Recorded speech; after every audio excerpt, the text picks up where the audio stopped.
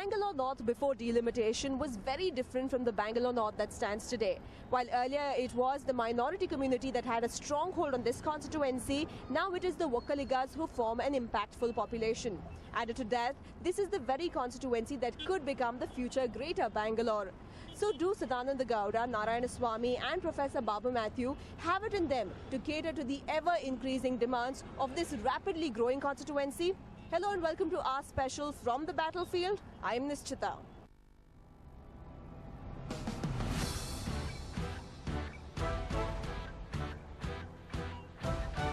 From the bustling Malleshwaram to the rapidly growing Yashwantpur, from the factories in Dasaralli to the sprawling lakes in Hebbal, North Bangalore comes with its share of diversities in terms of people, vocation, caste, community, and well, even problems. In fact, loads of them. This is that part of Bengaluru that aspires to become the much talked about Greater Bangalore, similar to Navi Mumbai and Noida. But with these tall aspirations come many expectations, demands and requirements as well. But does Bangalore North have the resources to fulfill the requirement of the population? To begin with, North Bangalore has a lot of potential as acknowledged by many experts. The international airport in Devanahalli has opened up a world of development in the area. Localities like Marathalli and Dasaralli, which were considered outskirts not so long ago, have now become very much a part of the city.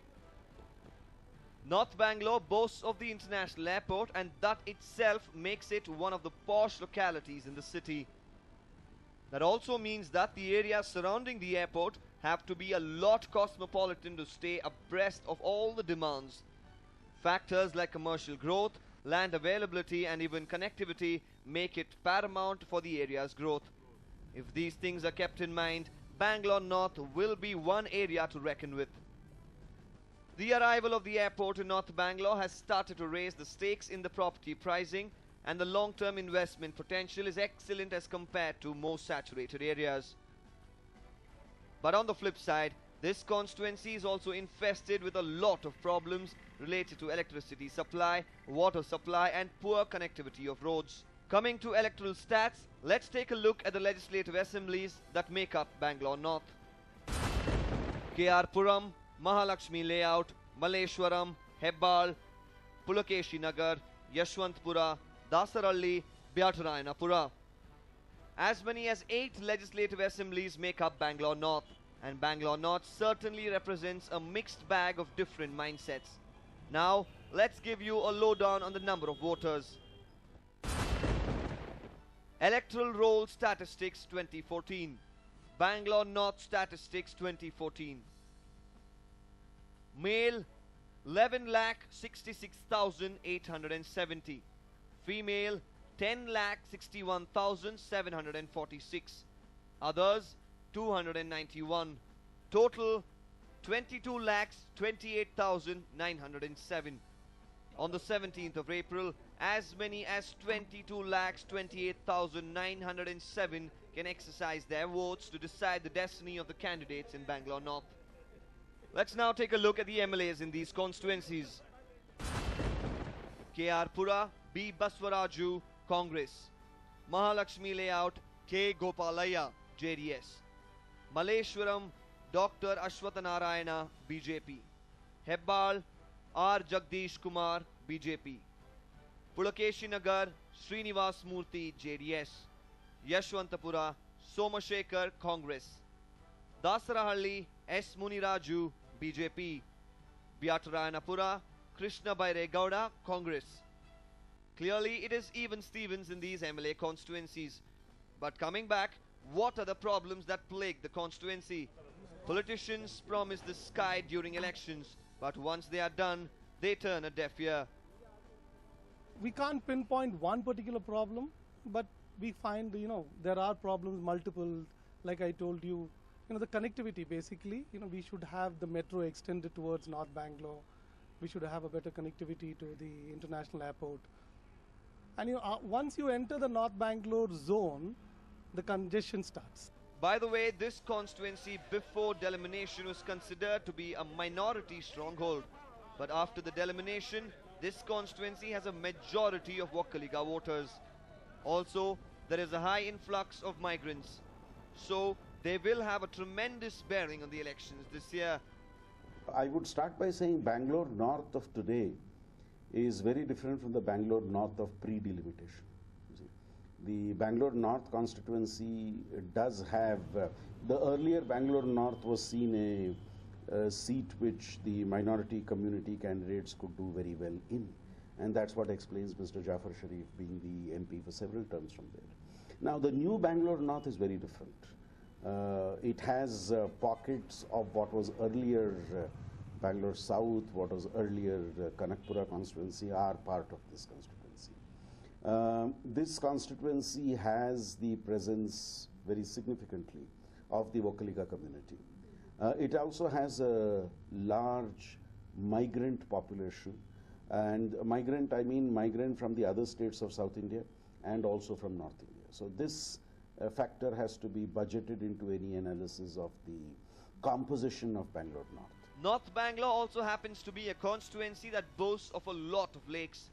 Their preservation also is a primary concern. So when people vote, one of their things on their agenda would also be conservation of these natural resources.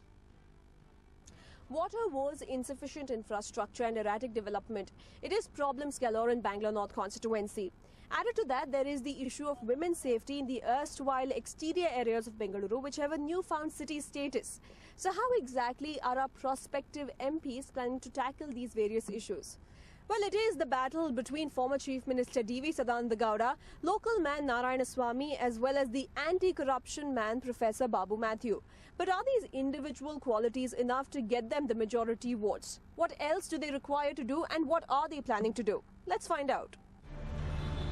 The ultimate battle for the Lok Sabha elections from North Bangalore is nearing the climax. Three political leaders in their mid-60s have been pitted against each other from this part of Bengaluru.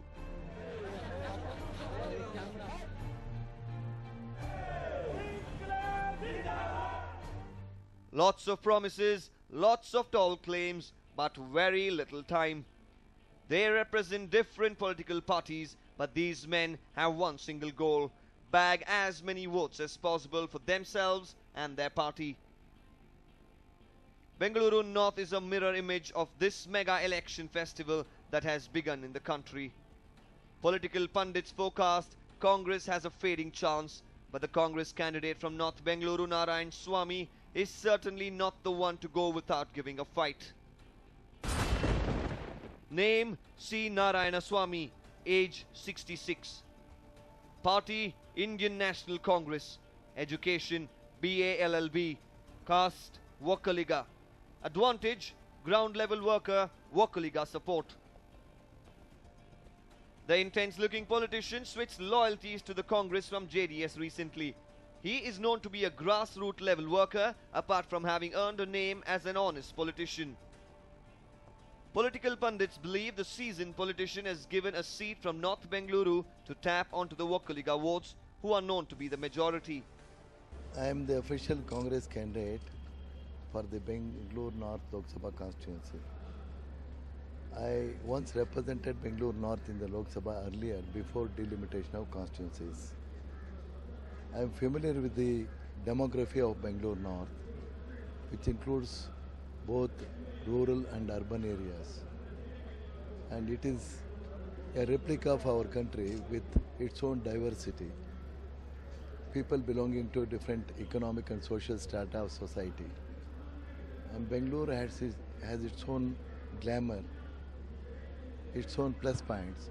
At the same time, being the fastest growing city in the country and one among those in the world.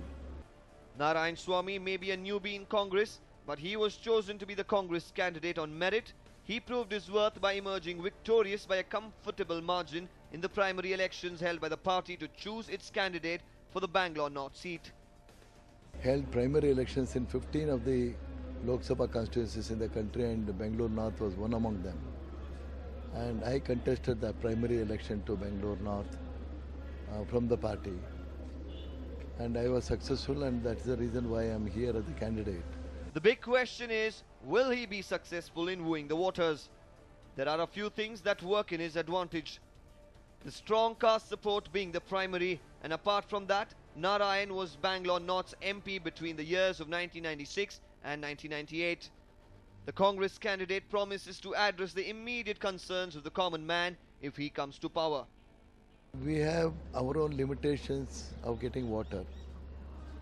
We are exploring. We means the government and those interested in this area, working in these areas. We are also there, and I am one of the activists who have been demanding a perennial water source for the dry districts, including Bangalore city, for the last 8-10 years.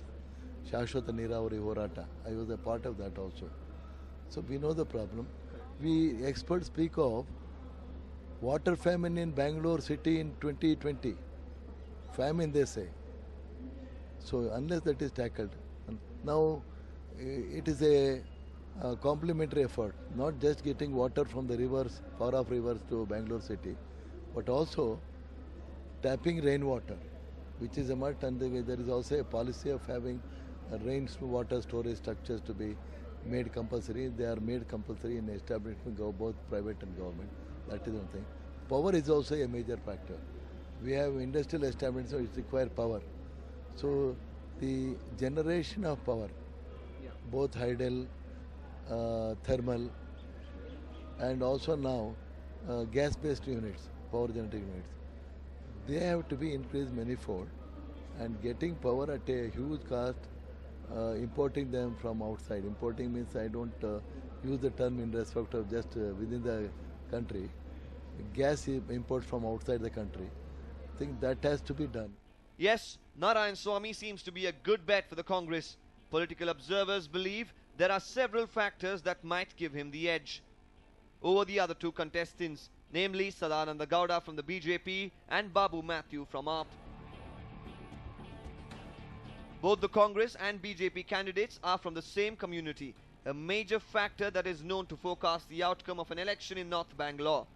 But will the Congress newcomer deliver what he is expected to? Mr. Narayan Swamy, there are two things here, one which is working to his advantage and one which is not. What is working to his advantage is the presence of his caste subgroup in big numbers in this constituency. Secondly, what's working to his advantage is that he has a clean image. He is known across the constituency, and he has been elected from this constituency in 1996, and that's again to his advantage. He is seen to be a grassroots level worker. What's going against him to a certain extent is that he is a new debutant in the Congress. He has just moved to the party from the Janata Dal, and given the fact that you have a chief minister also who did that maybe a little earlier than Narayan Swamy, of course, the feeling that this entire group of people who came from the Janata Dal to the Congress are now gaining an ascendancy in the party, that, see, all those who are looking at opportunities to hit at the chief minister from within the Congress party, this becomes then an important issue for them, that should people who have not, should not loyalists, as they would like to call it, in the party have a preeminent position, and should we give so much of space to those who have just joined the party? So that's a factor which could work against Mr. Narayan Swamy, but it will be interesting to see at the ground level how much does the Congress party fully gear into the campaign that Mr. Narayan Swamy will have.